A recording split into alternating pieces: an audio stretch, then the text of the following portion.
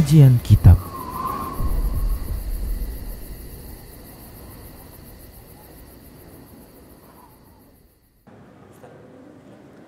Bismillah, Assalamualaikum warahmatullahi wabarakatuh. Innal hamdalillah nahmaduhu wa nasta'inuhu wa nastaghfiruh wa na'udzu billahi min shururi anfusina wa min sayyiati a'malina may yahdihillahu fala mudilla lahu wa may yudlilhu fala hadiyalah. Wa asyhadu an la ilaha illallah wahdahu la syarika lah wa asyhadu anna Muhammadan abduhu wa rasuluhu sallallahu alaihi wasallam. Qala Allah tabaraka wa ta'ala, ya ayyuhalladzina amanu taqullaha haqqa tuqatih wa la tamutunna illa wa antum muslimun. يا أيها الناس اتقوا ربكم الذي خلقكم من نفس واحدة وخلق منها زوجها وبث منهما رجالا كثيرا ونساء واتقوا الله الذي تساءلون به والأرحام إن الله كان عليكم رقيبا. يا أيها الذين آمنوا اتقوا الله وقولوا قولا سديدا يصلح لكم أعمالكم ويغفر لكم ذنوبكم ومن يطع الله ورسوله فقد فاز فوزا عظيما. أما بعد فإن أصدق الحديث كتاب الله وخير الهدى هدى رسول الله صلى الله عليه وسلم وشر الأمور محدثاتها wa kullu muhdatsatin bid'ah wa kullu bid'atin dhalalah wa kullu dhalalatin finnar. Alhamdulillah, kita bersyukur kepada Allah atas nikmat-nikmatnya yang Allah berikan kepada kita. Salawat dan salam tak lupa kita ucapkan untuk Rasulullah sallallahu alaihi wasallam.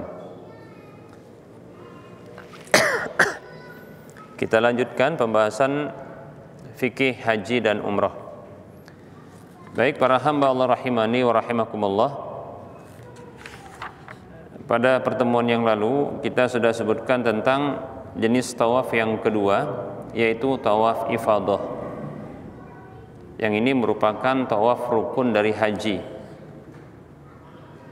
Dan sudah juga kita sebutkan kondisi wanita yang mengalami haid sebelum dia tawaf ifadah. Maka ini dibagi menjadi dua. Kondisi wanita yang haid sebelum dia melakukan tawaf ifadah. Yang pertama adalah kondisi yang tidak berat dan masih mampu untuk menanti sampai masa suci. Lalu dia bertawaf untuk tawaf ifadah, maka hal ini wajib ya untuk dilakukannya. Baik para hamba Allah rahimani wa rahimakumullah.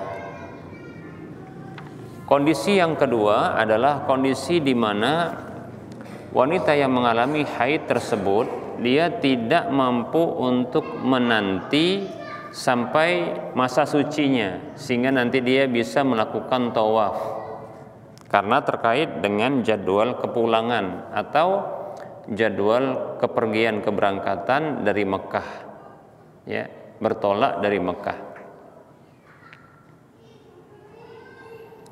Nah, yang seperti ini ada beberapa macam atau kondisi pula, ya. Yang pertama, dikatakan kepada wanita tersebut untuk tetap tinggal di Mekah walaupun rombongan sudah bergerak duluan, tinggal di Mekah sampai nanti suci lalu tawaf. Demikian. Maka kita katakan kondisi seperti ini kondisi yang bisa menghantarkan wanita tersebut dalam ya kondisi terasing, ya, bahkan membahayakan wanita tersebut bisa jadi ada mudarat yang akan menimpa dirinya karena dia berada di negeri yang asing. Tidak boleh kalau begitu kita menghantarkan wanita tersebut pada kondisi yang membahayakan. La darara wa la dirara. Tidak boleh membahayakan diri dan orang lain. Sehingga pernyataan ini kurang tepat. Kemudian yang kedua, kondisi kedua, dikatakan kepada wanita tersebut yang tidak mampu untuk menanti sampai dia suci sehingga nanti dia bisa melakukan tawaf ifadah, dikatakan kepada dia, gugur tawaf ifadah itu darimu, ya, karena engkau tidak mampu melaksanakan syaratnya, yaitu tawaf dalam kondisi suci, ya. Maka pernyataan ini kepada wanita tersebut tidak ada satupun ulama yang berpendapat dengan pendapat ini, ya. Kenapa? Karena tawaf ifadah merupakan rukun dari haji, rukun yang terbesar dari haji, ya. Bahkan itu maksud yang dituju dari haji itu, ya, beserta dengan wukuf, ya, di Arafah. Nah, adapun wukuf di Arafah dan yang lainnya itu sebagai muqaddimah saja bagi haji, demikian, ya. Nah, kemudian pernyataan ketiga dikatakan kepada wanita tersebut, nah, kalau kamu khawatir datangnya haid di waktu tawaf itu, sementara engkau tahu itu adalah masa-masa haid, ketika hendak tawaf itu berada di waktu masa haid, dikatakan kepada dia, boleh bagimu untuk mendahulukannya dari waktunya. Jadi tawaf ifadah dulu, nanti baru yang lainnya. Nah, ini juga sama, tidak ada seorang pun ulama yang berpendapat seperti ini, ya. Ini seperti contohnya wukuf di tanggal 8. Ya, nggak benar kan begitu, ya. Jadi tawaf ifadah nggak bisa didahulukan, ya. Baik, para hamba Allah rahimani wa rahimakumullah. Lalu kondisi yang keempat, atau dikatakan kepada wanita itu, ya, di kondisi yang keempat ini, nah, kalau kamu tahu kebiasaan kedatangan haidmu, ya, di hari-hari haji, maka gugur, ya, kewajiban tawaf ifadah tersebut, ya. Dan tidak ada kewajibanmu untuk melakukan tawaf ifadah. Nah, pernyataan seperti ini bila diarahkan kepada wanita yang dalam kondisi seperti ini, maka ini mengharuskan gugurnya haji dari kebanyakan perempuan. Karena perempuan itu akan mengalami hal-hal seperti ini, kan gitu, ya. Maka nggak benar kalau dinyatakan demikian, ya. Ini kita perkirakan ada pendapat-pendapat yang begini, itu maksudnya, ya. Baik, yang kelima, dikatakan kepada wanita tersebut, ya, karena tak mampu untuk menanti masa suci sehingga bisa tawaf karena terkait dengan jadwal, maka silahkan kembali, katanya, tapi masih dalam kondisi ihram, seterusnya ihram, ya. Tidak boleh hubungan badan, nggak boleh nikah, gitu dia. Walaupun bertahun-tahun sampai nanti kembali ke tanah haram untuk melakukan, ya, haji dan tawaf lagi. Nah, gitu.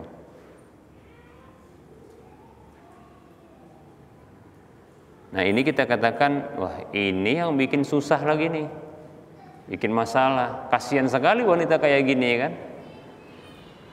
Ya. Ini bertentangan dengan sifat, ya, rahmatnya Islam, ya.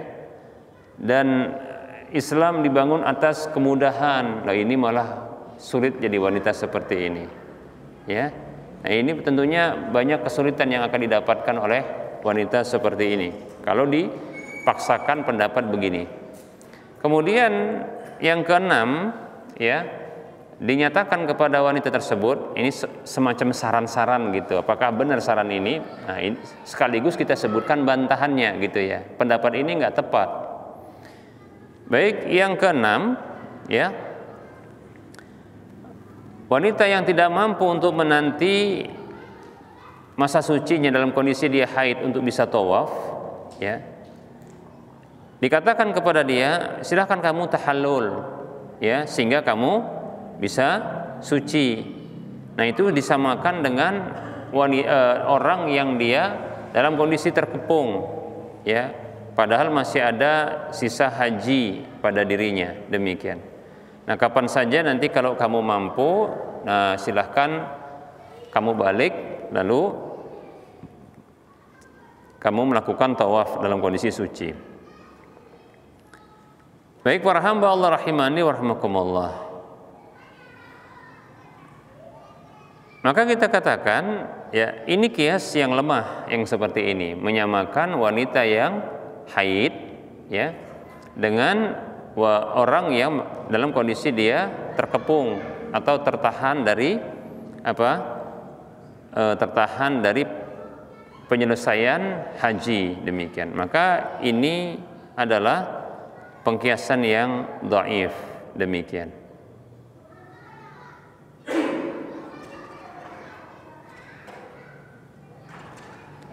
Baik, kemudian yang ketujuh, ya, kondisi yang ketujuh dikatakan kepada wanita tersebut, ya, silakan kamu cari pengganti untuk menggantikan, ya, dirimu untuk melakukan tawaf itu.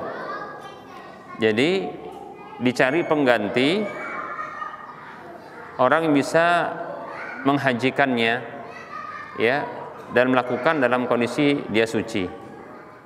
Ya, tentunya kalau laki-laki kan gampang, ya, gitu ya. Maka kita katakan nggak ada orang yang berpendapat seperti ini. Tidak ada orang yang berpendapat seperti ini. Dalam kondisi wanita itu mampu untuk berhaji, ya, lantas dia dibadalkan. Ini tidak ada yang seperti ini. Pendapat seperti ini tidak ada. Nah, oleh karenanya ketujuh kondisi seperti ini itu batil, ya, batal, tidak layak untuk, ya, disarankan kepada wanita tersebut. Baik para hamba Allah rahimani wa rahimakumullah. Ingat tadi kondisi wanita tersebut adalah dia tidak mampu untuk, ya, menunggu masa sucinya dalam kondisi dia haid, ya. Dia nggak mampu. Kalau dia mampu, ya, karena ntar lagi mau selesai contohnya gitu, atau agak lapang karena agak panjang, ya. Sementara kalau haid cuma 7 hari, di situ masih lama katanya. Kalau gitu masih ada kemampuan, wajib bagi dia untuk menanti masa sucinya, demikian. Tapi kalau enggak, ya, contohnya memang terkait dengan jadwal, ya.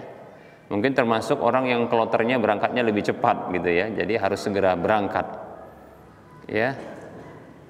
Nah, gitu mau tawaf ifadah, kena haid, ya. Sementara dia haidnya katakanlah 7 hari. Sementara setelah, ya, dia haid itu di hari kelimanya itu dia harus kembali. Contohnya seperti itu. Nah, maka ada pendapat, ya, yang mengatakan boleh bagi wanita yang haid tersebut dalam kondisi dia tidak mampu untuk menanti masa sucinya itu agar dia bisa bertawaf, dibolehkan bagi dia untuk tawaf di Ka'bah dalam kondisi darurat. Nah, itu dia. Ada pendapat begini, ya. Kenapa? Karena ini sesuai dengan ruh dari syariat Islam yang memberikan kemudahan. Inna dina yusrun, sesungguhnya agama ini mudah. Ma yuridullahu liyaj'ala 'alaikum min haraj. Allah tidak menginginkan, ya, untuk kalian itu rasa berat, demikian.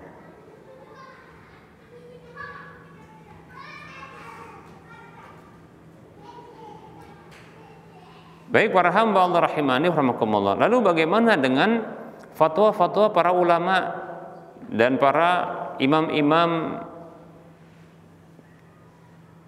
para ulama tersebut yang mereka mempersyaratkan sucinya wanita itu dari hadas besar, ya, itu untuk tawaf. Jadi syarat tawaf diantaranya adalah suci wanita tersebut dari hadas besar. Loh gimana ini? Kan ada pendapat begini. Maka dikatakan pendapat mereka ini itu diarahkan kepada kondisi ketika mampu dan lapang untuk bisa menanti masa suci, ya, menanti sampai tibanya masa sucinya. Demikian. Adapun dalam kondisi tak mampu, maka itu darurat. Daripada dia tertinggal di kota Makkah, ya pulang sama siapa nanti, kan gitu. Maka pendapat seperti ini tidaklah bertentangan dengan syariat dan pernyataan para ulama. Inilah pendapat yang dipilih oleh Syekhul Islam Ibnu Taimiyah rahimahullahu taala, yang beliau mengatakan di akhir dari pembahasan masalah ini, hadza huwa alladhi tawajjaha 'indi fi hadhihi al-mas'alati wala haula wala quwwata illa billahil aliyyil azim walau la darurata an-nasi wa ihtiyajahum ilaiha amalan wa ilman lama tajassamat al-kalamu haitsu lam ajid fiha kalaman li ghairihi fa innal ijtihada 'inda ad-darurati mimma amarana Allahu bihi. Dia mengatakan, inilah pendapat yang kuat menurutku dalam masalah ini, ya, la haula wala quwata illa billah, tidak ada daya dan kekuatan kecuali milik Allah, zat yang maha tinggi lagi maha agung. Kalaulah bukan karena kedaruratan, ya, dan kebutuhan manusia kepadanya secara amalan dan ilmu, tidak akan sengit perdebatan dalam masalah ini, di mana aku tidak mendapatkan, kata beliau, ada ungkapan selain dariku, dariku. Maka sesungguhnya berijtihad, ya, ketika darurat itu termasuk apa yang Allah perintahkan kepada kita dengannya. Demikian. Jadi ini pendapat dari Syekhul Islam Ibnu Taimiyah rahimahullahu taala.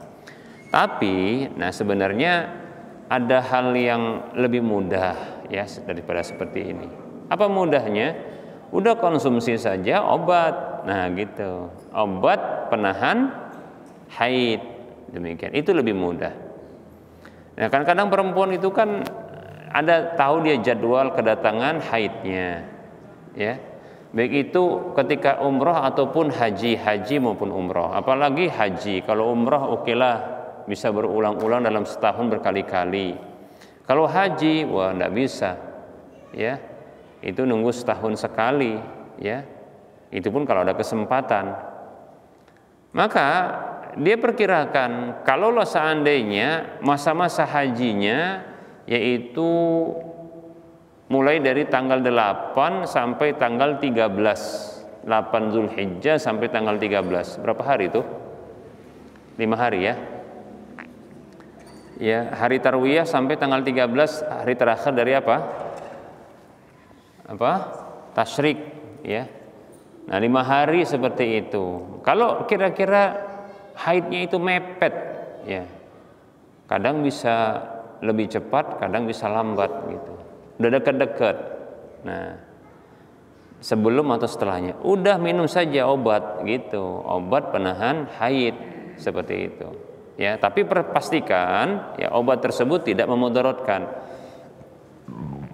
Dan hendaklah ketika hendak mengkonsumsinya, maka hendaklah berkonsultasi dengan medis, bukan dengan ustadz. Ustadz pun nggak tahu, ya kan? Ustadz pun nggak tahu, ya, dengan ahli medis, ya, itu dari sisi apanya, takaran dosisnya. Jangan selamanya nanti nggak haid-haid, itu gawat kan gitu. Atau jangan sampai nanti jadi kacau gitu dia. Setidaknya bisa menahan seukuran ya 5 hari tersebut kalau waktunya dekat, demikian ya. Wallahu ta'ala alam. Baik para hamba Allah rahimani wa rahimakumullah. Nah, ini barangkali yang mudah ya. Baik, kita lanjutkan. Berikutnya adalah tawaf. Apa tuh? Tawaf apa yang kemarin? Wada itu. Kan ada berapa kita sebutkan? Ada? Tiga di kitab ini. Ada tawaf yang lain. Apa itu? Tawaf sunnat. Nah, ya tawaf sunnat.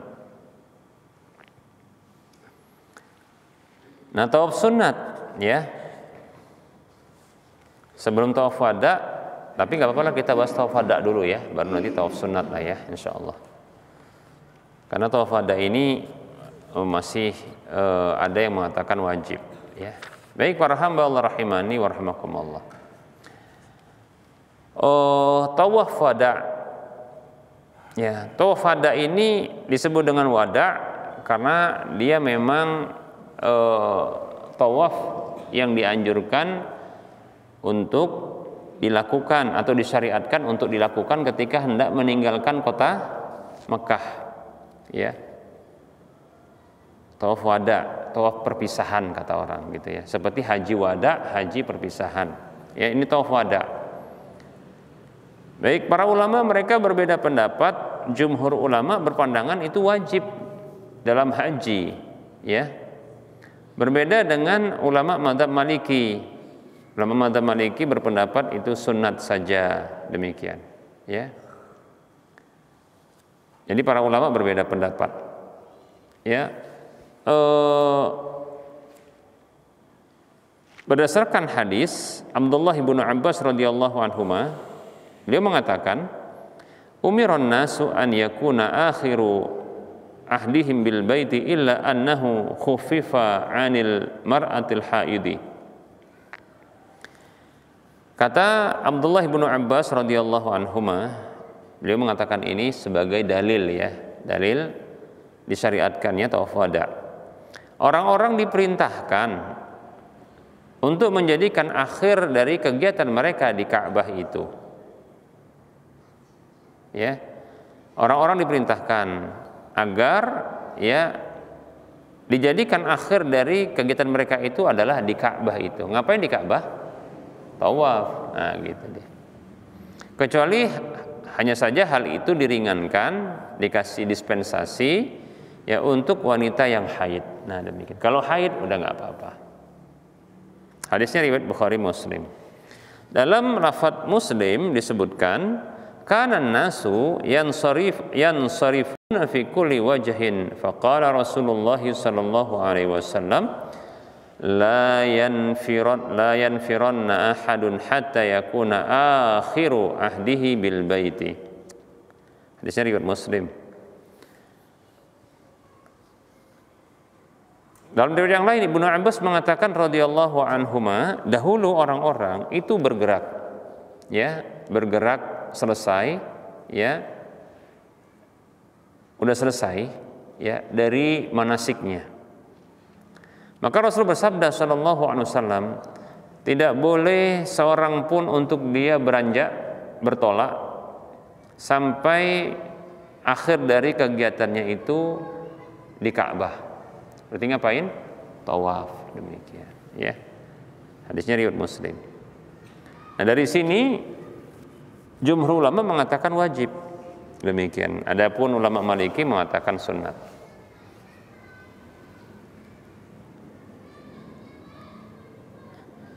Baik para hamba Allah rahimani wa rahimakumullah.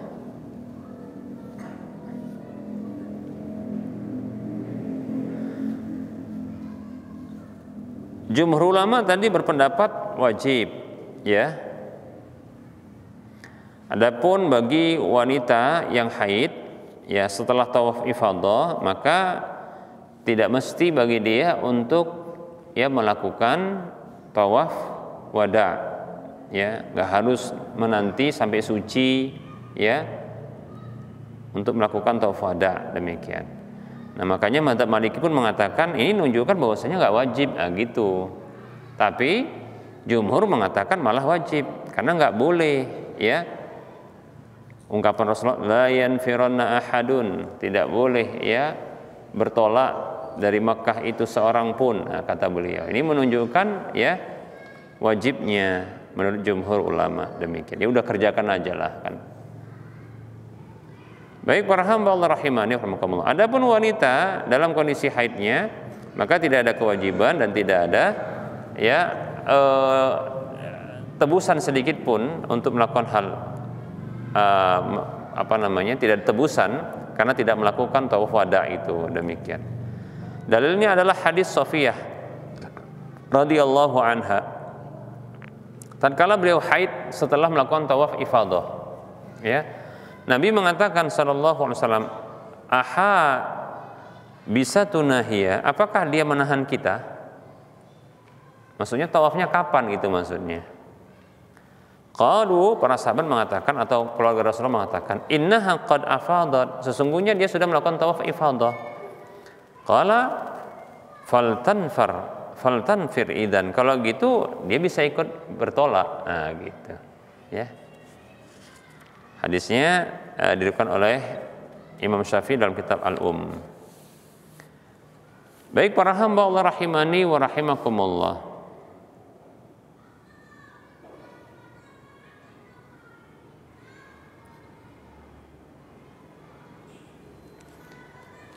Namun perlu diketahui kalau ada wanita yang tadinya haid, ya, tadinya haid. Katakanlah ketika melakukan tawaf ifadah dalam kondisi suci, kemudian tinggal agak lama dikit di Mekah. Setelah tawaf ifadah haid. Kemudian ternyata haidnya ketika hendak bertolak itu sudah mengalami suci. Contohnya hendak bertolak ini suci, maka wajib atau dianjurkan atau disyariatkan bagi dia untuk melakukan tawaf wada, ya, demikian. Karena dia sudah suci sebelum bergerak atau bertolak dari Mekah, demikian, ya.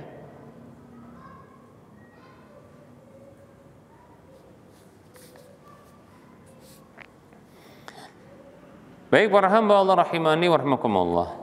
Nah, perlu diketahui bahwasanya jemaah haji yang dia asli orang Mekah, maka tidak ada tawaf wada'nya. Tidak ada tawaf wada. Kenapa? Karena tawaf wada adalah tawaf perpisahan untuk meninggalkan kota Mekah. Lawang dia tinggal di Mekah, ngapain pula tawaf wada, gitu kan? Nah, seperti itu. Syariatnya tawaf wada itu hanya bagi orang yang tinggal di luar Mekah, demikian.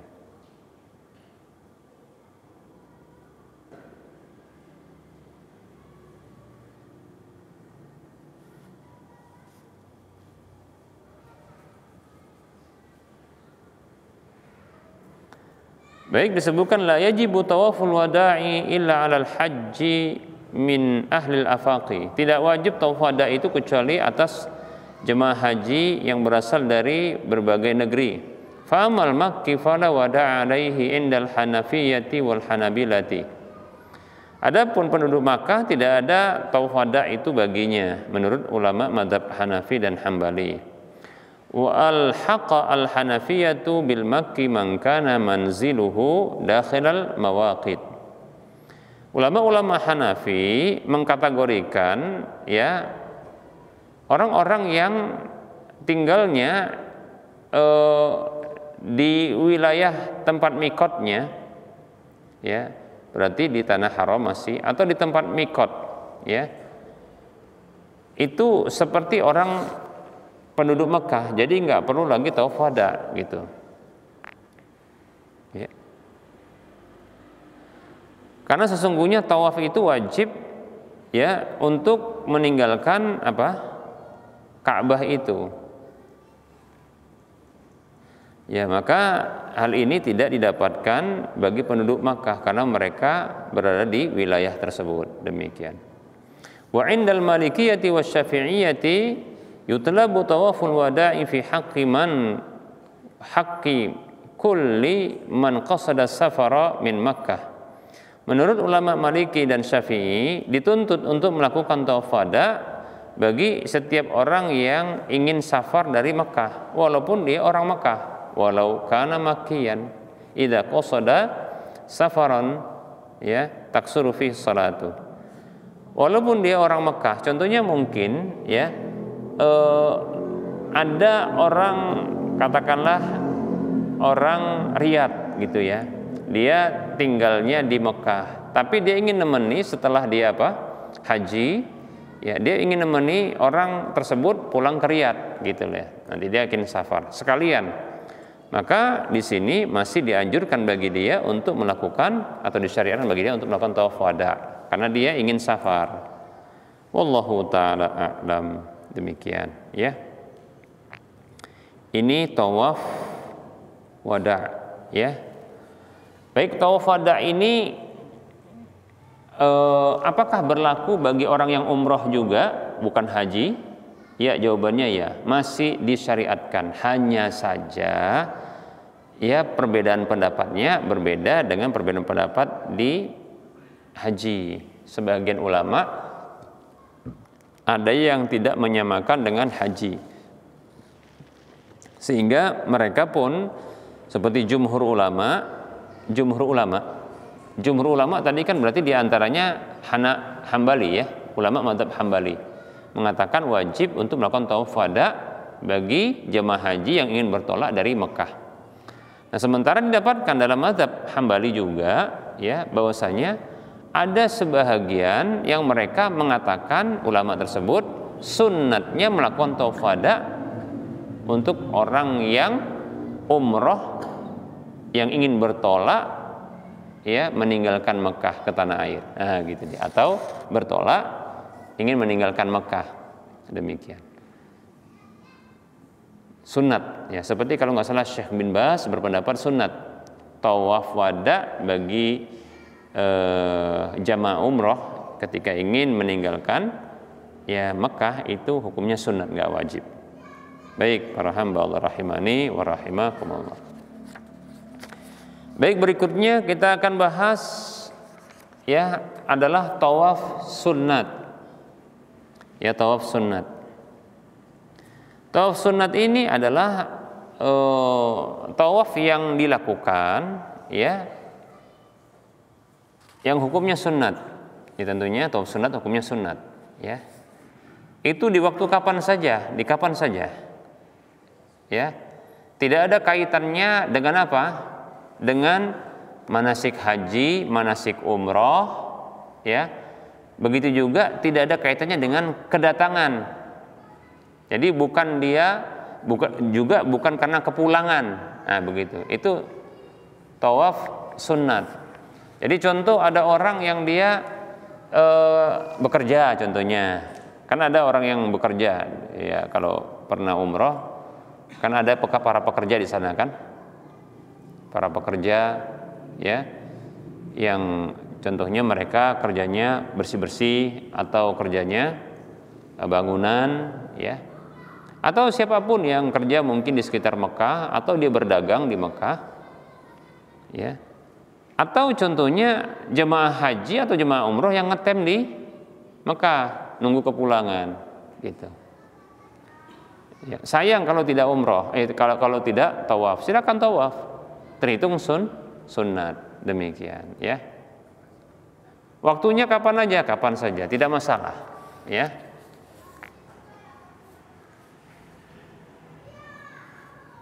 Kapan saja, nggak boleh bahkan dilarang ya.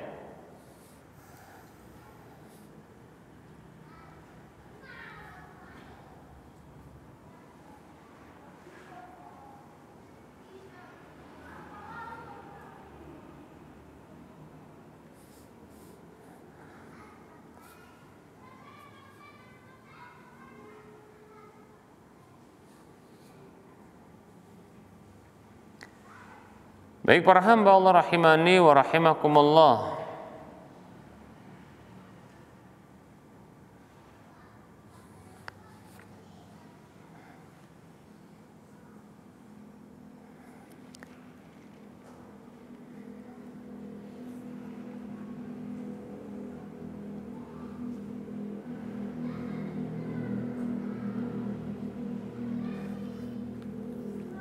Nah, ini tawaf sunat ini dalilnya sih banyak ya.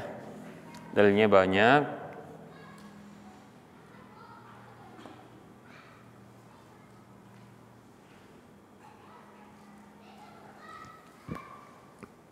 Hanya saja perlu diketahui tawaf sunat ini tidaklah mesti berpakaian dengan pakaian ihram, karena nggak mesti dalam kondisi ihram. Kemudian yang kedua adalah tidak mesti untuk lari-lari kecil, yaitu ramel, tidak perlu, ya. Begitu juga tidak mesti untuk melakukan ittiba, yaitu membuka bahu. Lawang juga pakai pakaian ihram pun nggak perlu kan gitu ya. Nah, demikian. Jadi ini tawaf sunat, tapi tata caranya seperti tawaf biasa yang lainnya. Tetap 7 putaran, ya. Mengelilingi Ka'bah, menjadikan Ka'bah itu atau Hajar Aswad untuk start awalnya adalah sebelah kirinya, demikian, ya. Wallahu ta'ala alam. Insyaallah ta'ala kita akan lanjutkan pada pertemuan yang akan datang terkait dengan hukum tentang tawaf secara umum. Nanti kita akan bahas tentang syarat-syarat tawafnya, ya, kemudian hal-hal yang disunnahkan di dalam tawaf, ya.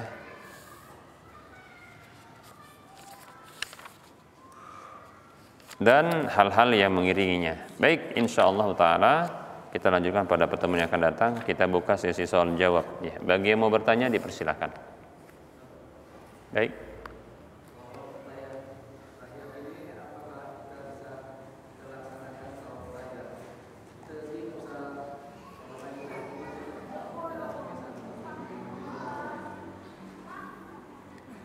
Ya, tawaf tahiyat disebut juga tawaf qudum, ya. Apakah kita perlu tahiyatul masjid gitu ya, salat tahiyatul masjid ataukah tidak? Maka jawabannya tidak. Kalau masuk Masjidil Haram, ya, kalau masuk Masjidil Haram maka yang dianjurkan adalah kalau tidak ingin kalau dia ingin tawaf, maka tidak dianjurkan bagi dia untuk melakukan apa? Tahiyatul masjid. Mengapa? Nanti karena di akhir dari pelaksanaan tawaf itu ada sholat sunat 2 rakaat yang disebut dengan sholat sunat tawaf. Nah, itu dia. Dan itu sudah mewakili untuk tahiyatul masjid. Nah, begitu ya. Jadi lebih utama tawaf daripada kalau dia melakukan sholat tahiyatul masjid, kecuali kalau dia masuk Masjidil Haram bukan hendak tawaf, gitu. Contohnya hendak sholat saja, maka ya dia anjurannya sholat tahiyatul masjid, gitu loh. Demikian. Baik. Ada yang lain? Sudah terjawab tadi apa yang ditanyakan?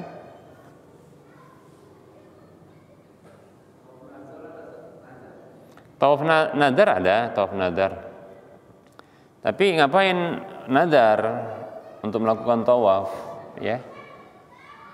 Ya, kalau tawaf nadar artinya orang yang bernadar untuk melakukan tawaf, hukumnya jadi wajib. Aslinya tidak wajib. Nah, demikian. Berarti itu hukum asalnya tawaf sunat, kemudian dia niatkan untuk dia nadarkan untuk tawaf, maka wajiblah jadinya. Nah, demikian. Kalau tawaf ifadah dinadarkan ya nggak bisa, nggak ada nazar dalam hal yang wajib, gitu, ya. Aku bernazar untuk menafkahi anak dan istri, nggak berlaku itu nadarnya. Memang wajib bagi dia untuk menafkahi anak dan istri, gitu ya.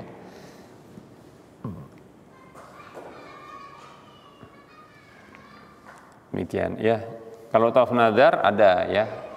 Tawaf nazar itu artinya ya seseorang bernazar untuk melakukan tawaf yang aslinya hukumnya sunat bukan wajib, demikian. Dan tak perlu bagi dia untuk melakukan nazar sesungguhnya.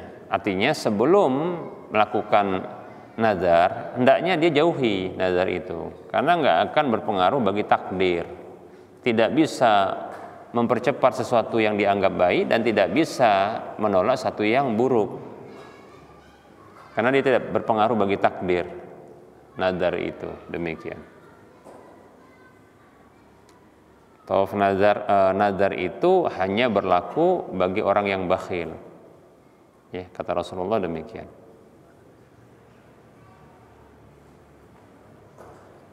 Wa inna ma yustakhraju minal bakhil, kata Rasul. Sesungguhnya nadar itu hanyalah muncul dari orang bakhil, demikian. Jadi nggak perlu dinadarkan.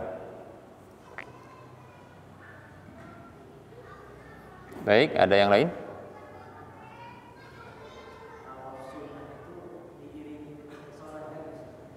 Iya, nanti ada sholatnya insya Allah.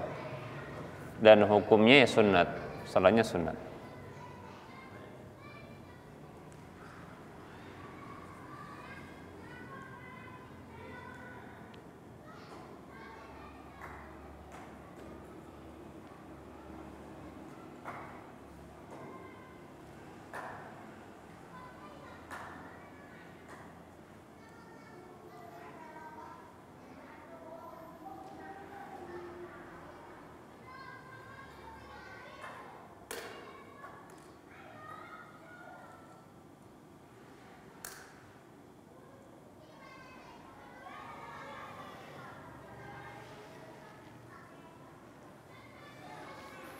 Baik, ada yang lain?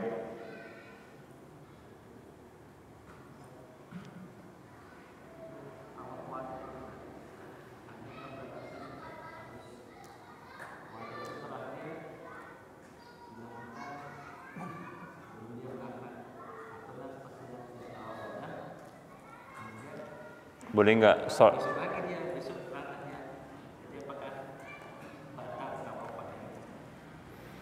Jadi tawaf wada itu tawaf perpisahan. Jadi maksudnya ketika dia hendak memang bertolak meninggalkan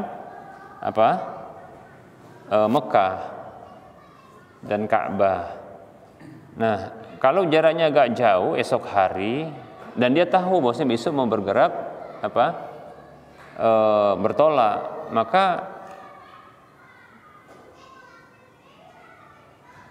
terlalu jauh kalau dia tawafnya 1 hari sebelum keberangkatan, karena ada kegiatan yang banyak akhirnya nanti dilakukan di Ka'bah.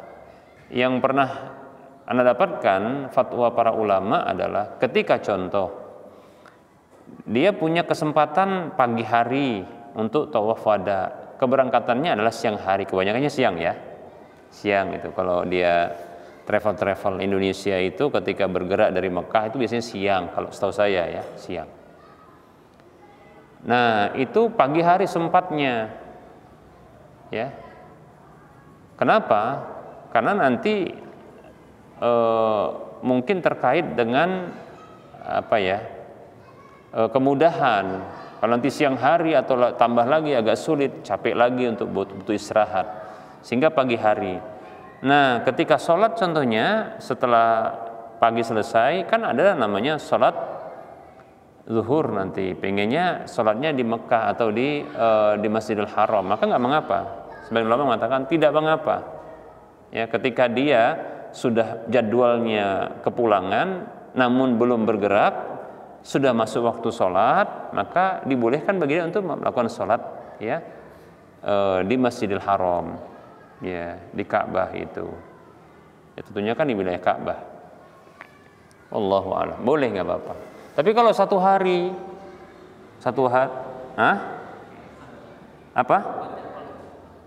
berubah jadwal. Oh, kalau berubah jadwal itu di luar ini ya, di luar perkiraan. Berarti kan nggak diperkirakan kan gitu kan, nggak masalah insya Allah. Dan masih boleh, nggak perlu diulang. Demikian.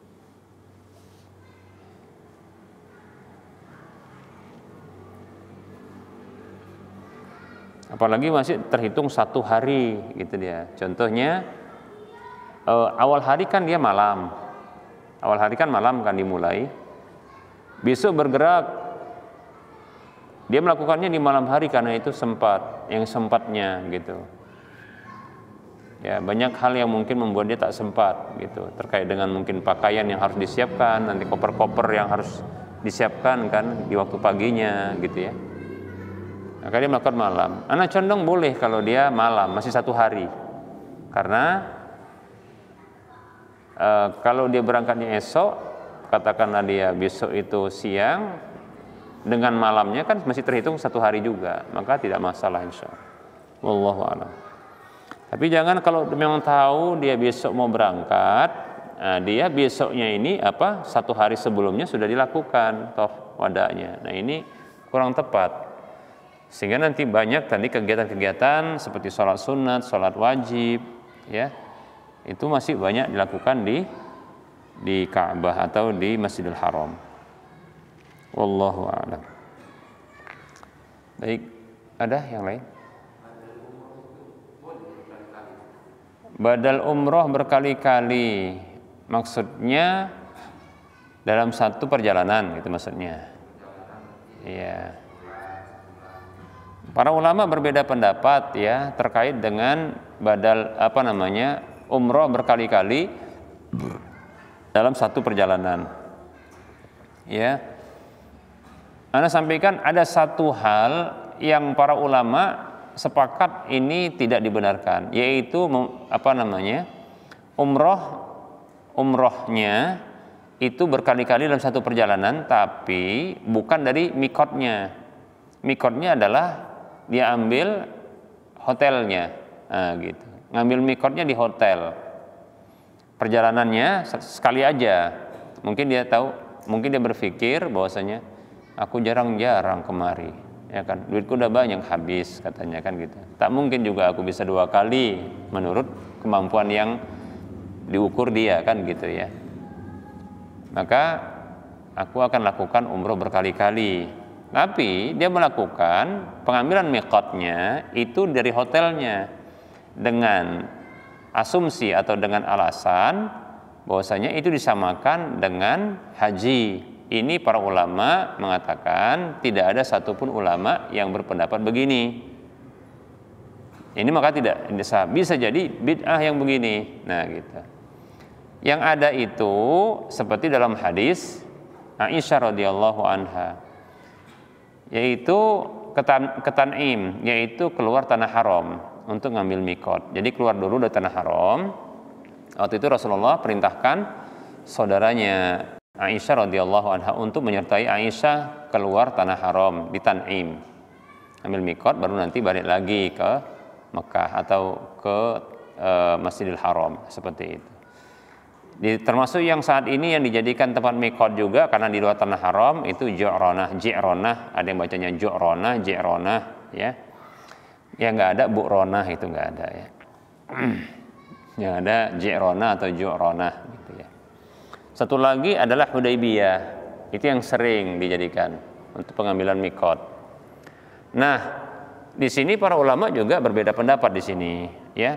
Ada yang mengatakan tidak disyariatkan dalam satu perjalanan melakukan umroh berkali-kali.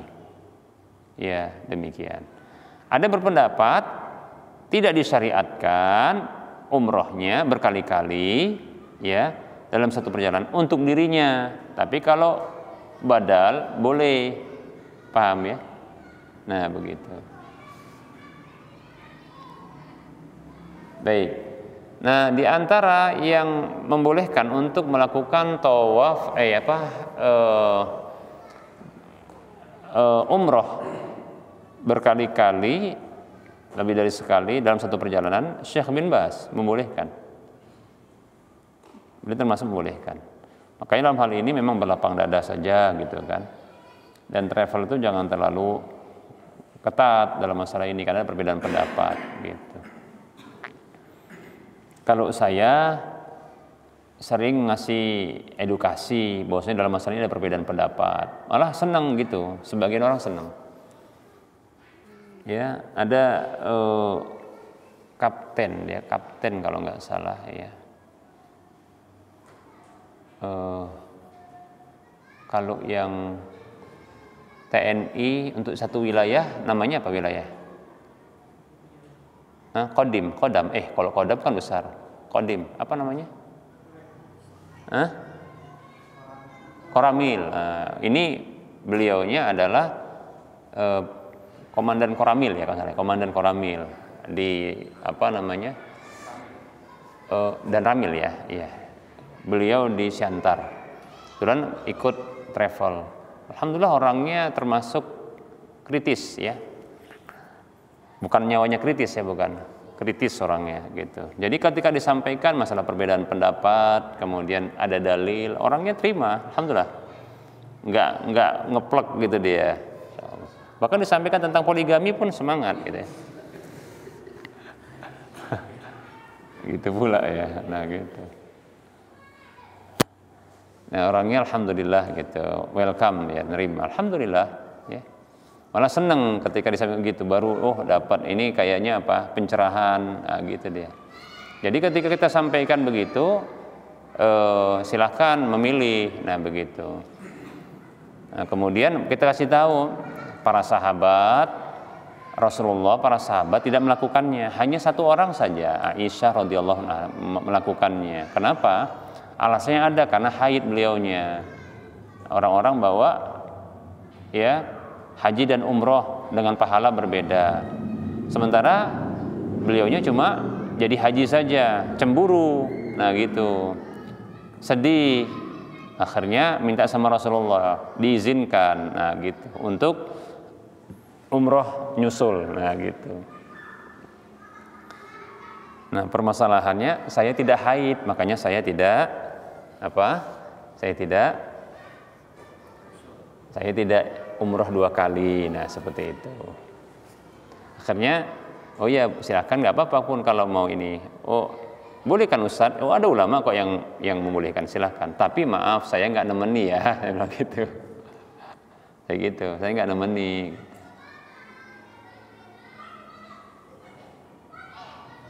Nah jadi yang seperti ini jadi edukasi bagi para jamaah, demikian.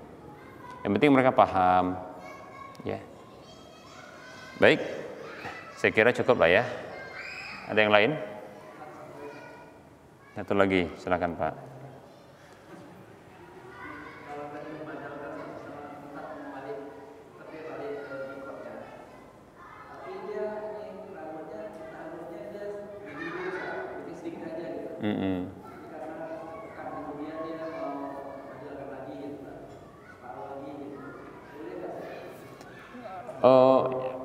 Pangkasnya jangan separuh-separuh Pak, jelek Pak.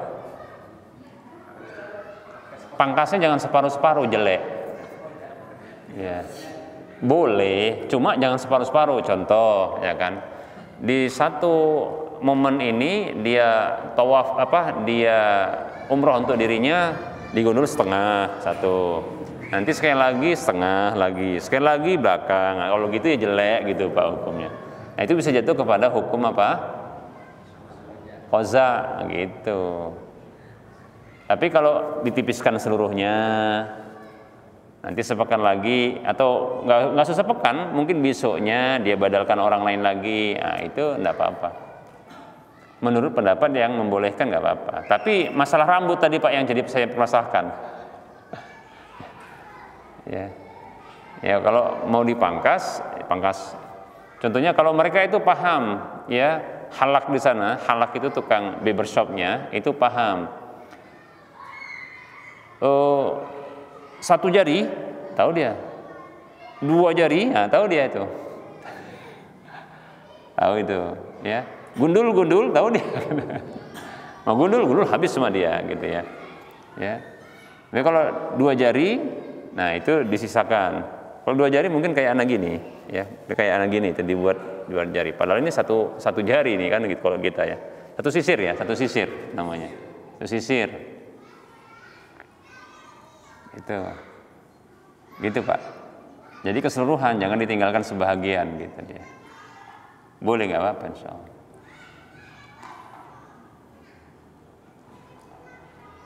Sebaiknya gitu. Saya ngambil yang pertengahan saja, barangkali pertengahan itu lebih menyarankan. Jangan tawafnya berkali-kali untuk dirinya maksudnya. Silahkan kalau mau tawaf, bukan tawaf. Kalau dia mau umroh, jangan berkali-kali, tapi untuk dirinya jangan. Tapi contoh nih, kalau mau dia tawaf, mau dia umroh, sekali yang pertama untuk dirinya.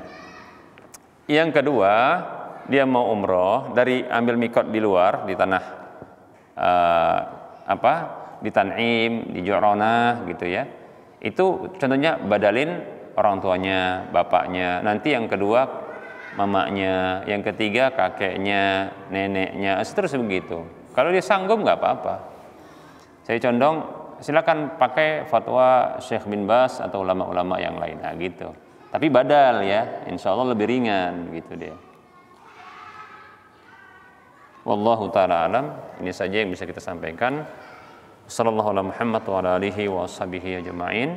Mohon maaf atas segala kekurangan. Subhanakallahumma wa bihamdika asyhadu an la ilaha illa anta astaghfiruka wa atubu ilaika walhamdulillahi rabbil alamin. Assalamualaikum warahmatullahi wabarakatuh.